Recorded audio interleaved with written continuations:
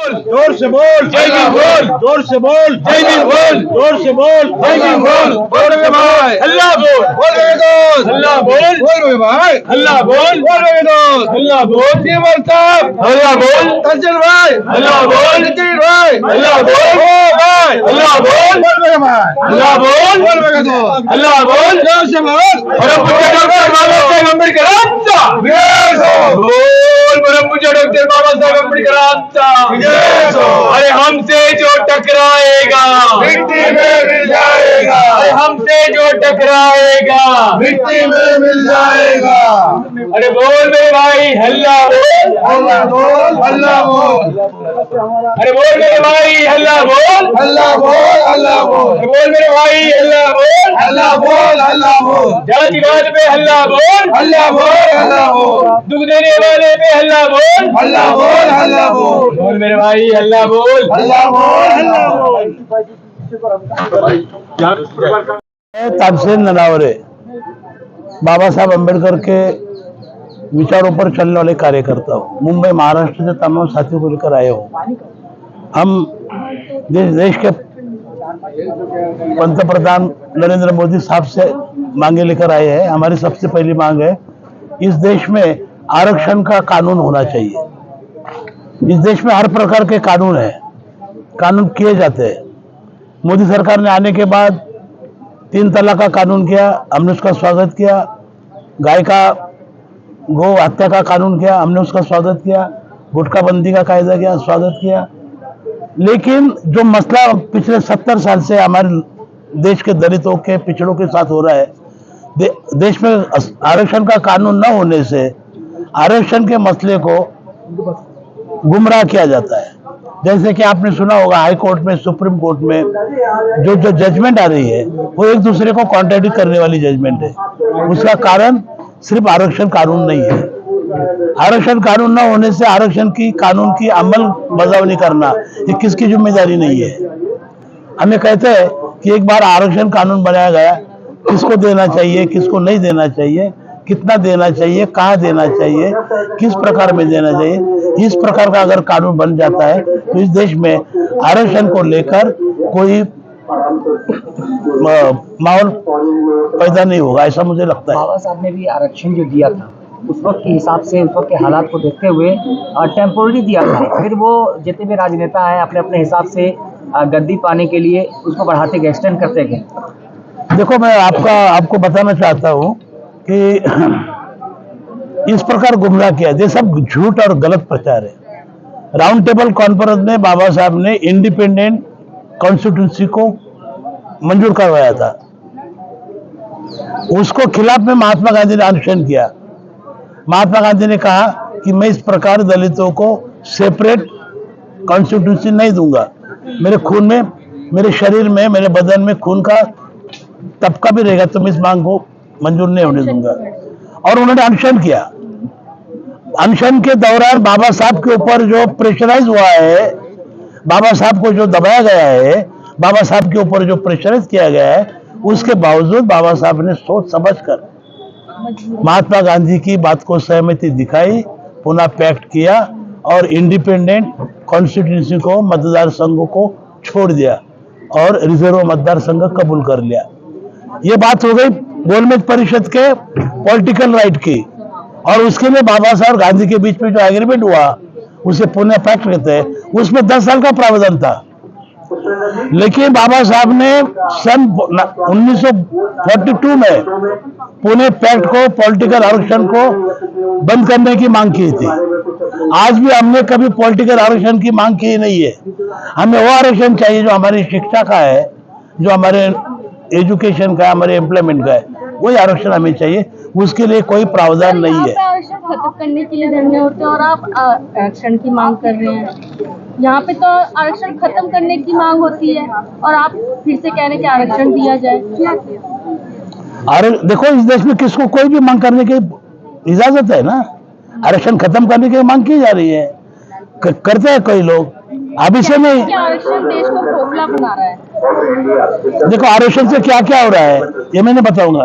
मैं तो ये भी कहूंगा कि मोदी आने के बाद देश खोखला हो गया है।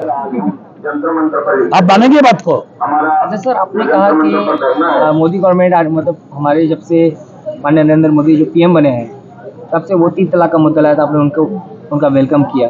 उसके बाद जो है गांव हत्या पे जो कानून लाया उस पर रोक लगाने की कोशिश की। देखो, मैंने आपको शुरू में बताया, मैं बाबा साहब को मानने वाला आदमी हूं। सरकार जो भी कानून करती है उसका रिस्पेक्ट करना, उसको कबूल करना, उसको मानना, यह हमारे सिटीजन होने के नाते हमारा पहला कर्तव्य है। और उस तहत मैं मोदी ने जो कानून बनाए उसका स्वागत किया, वेलकम किया। लेकिन यही साथ ही साथ ये भी कह रहा हो कि जो मसला हजारों करोड़ों लोगों का है उनका भी कानून बनाओ ना। गांव हत्या के नाम पे तो बहुत सारे मॉब लिंचिंग की जा रही है, लेकिन असल देखा जाए अगर गाय माता है, भगवान है, अगर आप उसको मानते हैं तो फिर गाय की हत्या नहीं होनी चाहिए। गाय जो है सड़कों पे जो है लाचार नजर आती है, प्लास्टिक खाते हुए नजर आती है, इस पे कानून क्यों नहीं बनता? इसके लिए आप आवाज क्यों नहीं उठाते? देखो, मैं आपको क्या क्या बताऊं, समझ में नहीं आ रहा है। वो कानून बना, उसका हमने स्वागत किया। गाय हमारी माँ है।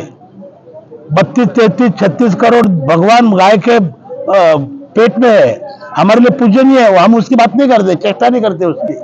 हमारा कहना यह है कि जानवरों के लिए कानून किया जाता है, पेड़ों के लिए कानून किया जाता है। अरे हजारों करोड़ दलित है, उनके उत्थान के लिए कानून करो ना। आपने कहा 3 तलाक का मुद्दा जो मोदी गवर्नमेंट लाई उसका आपने स्वागत किया। अब 3 तलाक में आपने क्या कमी देखा? देखो, मैंने फिर आपको दोहराऊं, सरकार कोई भी हो, सरकार जो कानून करती है उस कानून का रिस्पेक्ट करना, सम्मान करना एज ए सिटीजन इस नाते से मेरा कर्तव्य है। उसके लिए वो कानून के मेरिट में नहीं जा रहा हूं मैं। 3 तलाक अच्छा है, बुरा है, कैसा है, क्या है, उसके डिबेट में नहीं जाना चाहता। लेकिन प्राइवेटाइजेशन हो रहा है जिससे लगता है कि आपका हक अधिकार छीना जा रहा है, इसलिए आप विरोध में आए। बराबर है। आरक्षण को खत्म करने के एक सबसे बड़ा हथकंडा है निजीकरण। निजीकरण करो, आरक्षण खत्म। अब आप अदानी इंडियन रेलवे लेंगे, कह देंगे कि अभी आरक्षण नहीं मिलेंगे, ये मेरी प्राइवेट लेकिन मोदी गवर्नमेंट तो कह रहे हैं कि आप जो है सेल्फ डिपेंडेंट करें, हार्ड वर्क करें और खुद अपनी मेहनत के बल पे, अपने क्वालिटी के बल पे जो है मतलब ये कोई भी एम्प्लॉयमेंट ले, रोजगार ले। आरक्षण की क्या जरूरत है? देखो, मैं एक बात बताओ, हम दलितों के साथ क्या व्यवहार होता है, आप शायद दिल्ली में बैठे हो, पता चलता है नहीं चलता है। जब तक जातिवाद खत्म नहीं होता तब तक हमें कोई सम्मान नहीं देगा। कोई अंबानी की कोई कंपनी में हमारे बच्चों को जॉब नहीं मिलता है, कोई अदानी शेड्यूल कास्ट के बच्चों को जॉब नहीं देता है। खत्म करना। एक क्वेश्चन मेरा और है सर, आपके ही समाज के पार्लियामेंट में चले जाते हैं, लोकसभा विधानसभा में चले जाते हैं, लेकिन आप लोगों की आवाज क्यों नहीं उठाते वो? क्योंकि आवाज तो वहीं से उठनी है ना। वही तो जड़ है ना, वही तो मांगे ना। आगे आगे आता हूँ ना मैं।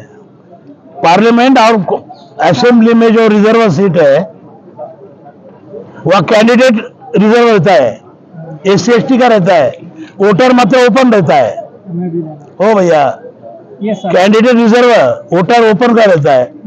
ओपन वोटों से जो चुनकर जाता है वो अपर कास्ट की भलाई की बात करता है। सर, आप कह रहे हैं जातिवाद, लेकिन बिहार में और यूपी में भी कुछ मंत्री है वो कह रहे हैं कि जनगणना जातिगत बात पर, मतलब जातिवाद के तौर पर ही होना चाहिए, होनी चाहिए ना। लेकिन आप फिर भी जाति के तौर पर, मतलब कौन कितना जाति है इस आधार पर जनगणना होना चाहिए। कौन से जात के कितने लोग हैं? खत्म करने की, वो जातिवाद खत्म करने की भी बात करते हैं। हाँ, तो इसमें मैं क्या फर्क समझू, क्या आप तर्क देना चाहते हैं? मेरे को कुमार साहब, आपकी बात मेरे समझ में नहीं आ रही है। मैं क्या कह रहा हूँ, जी, हमें देखना चाहते हैं कि टाटा के स्टील इंडस्ट्री आने के बाद जी, जो लोहार है, लोहार जी, जी, ओबीसी कम्युनिटी है, कितने लोहार का अपना कारोबार गया है और वो लोहार क्या कर रहा है, बेरोजगार। हमें देखना चाहते हैं। इंडस्ट्रियल डेवलपमेंट, डिजिटल युग आया है, कंप्यूटर युग आया है, वो जो जाति का आधार का व्यवसाय कितना खत्म हुआ है और वो जिसका खत्म है वो क्या कर रहा है। अगर इसका अभ्यास कर रहा है, इसका स्टडी करना है तो उसका गिनती तो होनी चाहिए। बिल्कुल होना चाहिए। या गधे की, जानवर की, घोड़े की गिनती की जाती है, इंसान की क्यों नहीं की जाती है? अच्छा, आप किसे बेहतर समझते हैं, जो जात के नाम पे रिजर्वेशन हो या फिर उसके हालात आय के बिना पे? देखो इंदिरा गांधी ने गरीबी हटाओ का नारा दिया, बहुत अच्छी बात है। आरक्षण ये गरीबी हटाओ का प्रोग्राम नहीं है, जिसे आरक्षण चाहिए वो गरीब है, उसे तुम स्कॉलरशिप दो, उसको तुम बख्शिश दो, उसको तुम चाय दो।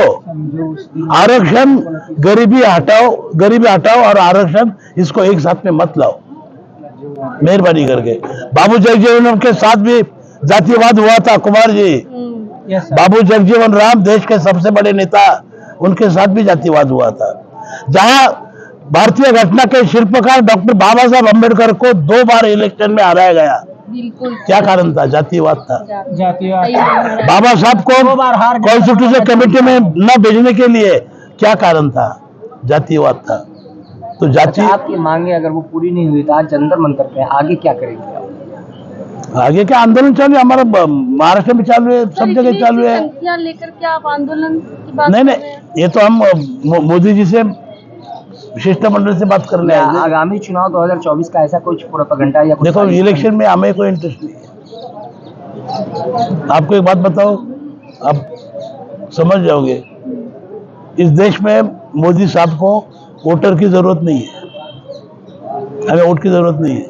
मुसलमानों को वोट भी नहीं चाहिए, हमें टिकट भी नहीं देते, वोट भी नहीं देते। उसी प्रकार मोदी साहब इस देश के दलितों को वोट पाना भी नहीं चाहते, उन्हें देखते भी नहीं, उन्हें बात भी नहीं करते, छोड़ दिया है अपने हालात पर।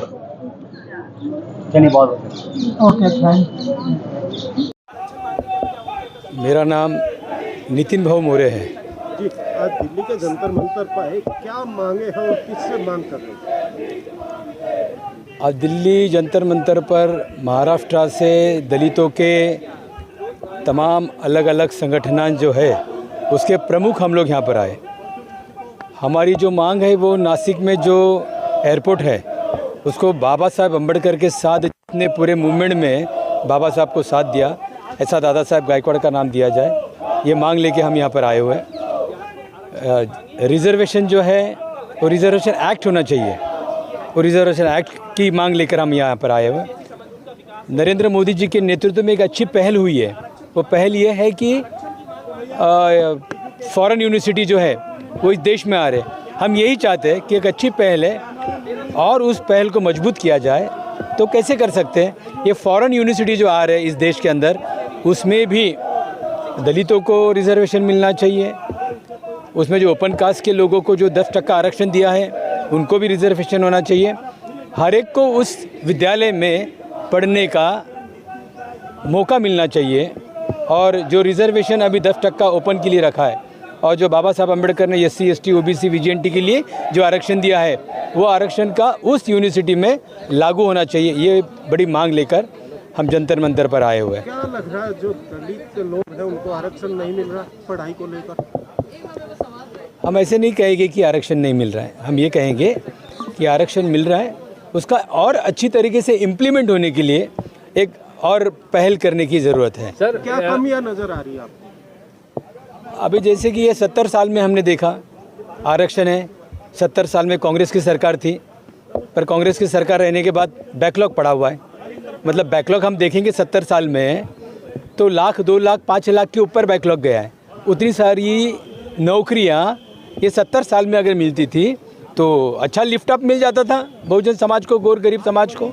सर, एक बहुत बड़ी बात आपने बोली अभी कि आप दलितों के आरक्षण की भी बात कर रहे हैं और जो सवर्णों को भी 10% आरक्षण दिया, आप ये नई जो यूनिवर्सिटी आ रही है उनमें उनकी भी पढ़ाई की बात कर रहे हैं। देखो भैया, नरेंद्र मोदी जी ने 10% आरक्षण जो उच्च जातियों के लिए जो रखा है, तो जात भले ऊंची हो पर अगर वो फाइनेंशियली पिछड़ा है, आर्थिक दृष्टिकोण से पिछड़ा है, तो उसके बच्चे को कब मौका मिले? पर सर ये जो है इस सरकार ने जो पहल की तो उसका तो स्वागत होना चाहिए। क्योंकि बाबा साहब अम्बेडकर ने जो सोचा, बाबा साहब ने भी यही सोचा ना कि जो दबे कुचले लोग हैं, जो बहुत फाइनेंशियली बहुत वीक पड़े, उनको मेन स्ट्रीम में लेके जाए। तो अगर ये सरकार ने ये निर्णय लिया है तो हम उसका स्वागत ही करते। इसलिए इस मांग को लेकर हम आए कि जो यूनिवर्सिटी आने वाली है, फॉरेन यूनिवर्सिटी जो इस देश में आने वाली, अच्छी बात है। हम पैसा खर्च न करें जाके फॉरेन में जाकर, यहीं वो सब हमको स्टडी मिले। तो ये जो निर्णय हुआ स्वागत है उसका, पर उसमें अगर हम आरक्षण देते तो सभी टप्पे के लोगों को मौका मिलेगा पढ़ने के लिए। और बाबा साहब अम्बेडकर के साथ आज बाबा साहब अम्बेडकर का पूरा मूवमेंट इस देश में किसी ने लेकर गया तो दादा साहब गायकवाड़ है। तानसेन भाई ननावरे ने आपको बताया होगा कि जो पहली फैक्ट्री मिग की जो बनी फाइटर प्लेन की, वो नासिक में बनी, दादा साहब ने वो बनाई है। तो इसलिए वो मिग फैक्ट्री बनते वक्त जो एयरपोर्ट वहाँ पर बना, इसलिए हम चाहते हैं कि उसका नाम कर्मवीर दादा साहब गायकवाड़ को दिया जाए। सफाई कामगार, हमारी दिल्ली में इतने सफाई कामगार हरियाणा के लोग हैं जो दिल्ली में काम करते हैं, हमारी बम्बई में भी सफाई कामगार के लोग हैं। बोर्ड नहीं बना अभी तक, एक स्टेट लेवल नेशनल लेवल इनके वेलफेयर के लिए बोर्ड बनाया जाए, ये मांग लेकर हम आए हुए हैं। क्या लग रहा है सरकार सुनेगी, जागेगी? देखो, हम बाबा साहब को मानने वाले लोग हैं, डेमोक्रेसी पे भरोसा करते हैं, सबको साथ में लेके जाने के लिए चलते हैं। खामा हम किसके खिलाफ बात करके वातावरण बिगाड़ना नहीं चाहते। हम एक मांग लेकर आए और ये मांग अगर सरकार के ध्यान में नहीं आती तो और बहुत सारे तरीके हैं। यानी कि सभी को साथ लेके आप चलेंगे? सभी को साथ लेके चले। आज जो आपको 50 लोग दिख रहे हैं भाई, मैं आपको सबको बता दूं, उस समय आप भी रहोगे। इसी जंतर मंतर पे 50,000 लोगों का बड़ा मॉब हम लोग यहाँ पर लेके आने वाले हैं। आने वाले समय में 50,000